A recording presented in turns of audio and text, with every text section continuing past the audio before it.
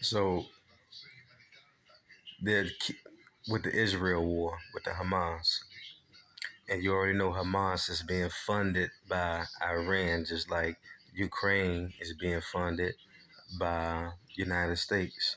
Now Russia is in the wing, waiting on its turn to go and cause war, chaos.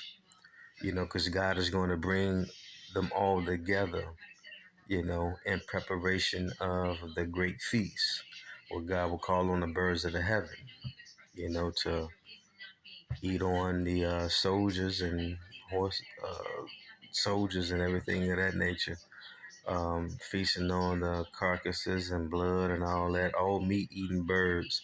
And if you notice, for the past maybe 10 years, there's been a great migration of meat eating birds over in Israel. So now what they're doing in the news is to appease communities instead of seeking out righteous judgment, justice.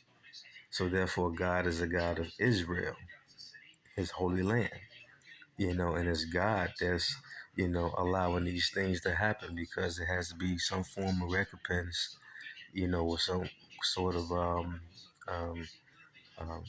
consequences to be paid out for beheading kids, babies, and things of that nature. And then coming from a nation, United States, whereas they okay abortions, they're allowing men to dress up as women, Jezebel cake makeup, wigs, and reading pornographic content and photos to kindergartners. So how can you really say you care about what's going on overseas when your hands has always been in different wars all over the place, since the beginning?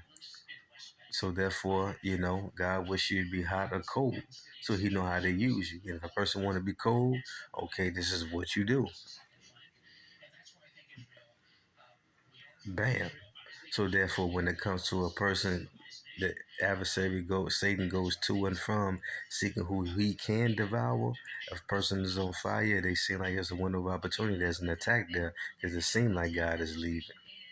It seemed like God wasn't protecting Israel when God is allowing things to happen. It's chess, not checkers.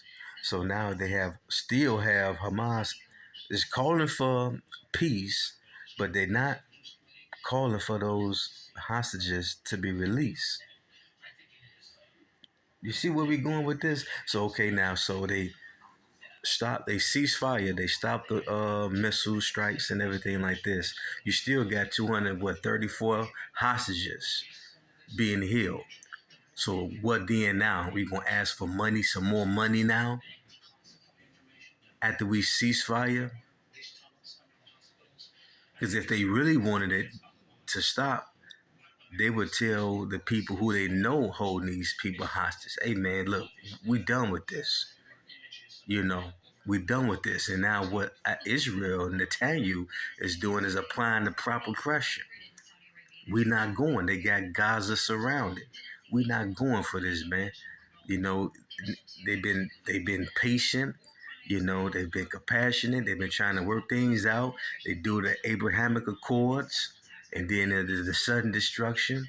And then now Saudi Arabia is talking about, they holding a summit for the Israel-Hamas war.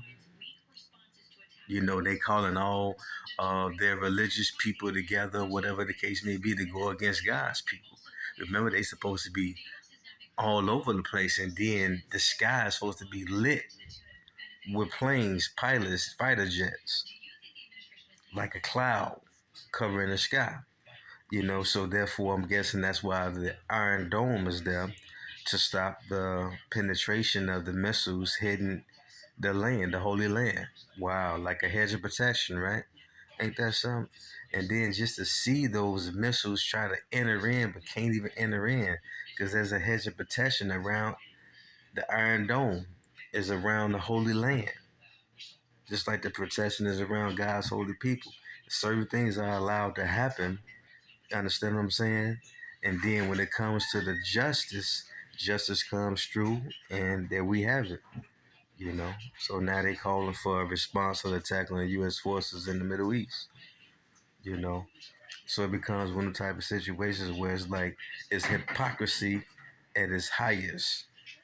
You know, you have men dressed as women, wigs on, reading pornographic material to kindergartners, and they talking about they want a ceasefire because kids and all this are dying, but they supporting abortions here in the United States. You know what I'm saying? You got to make it make sense. Peace.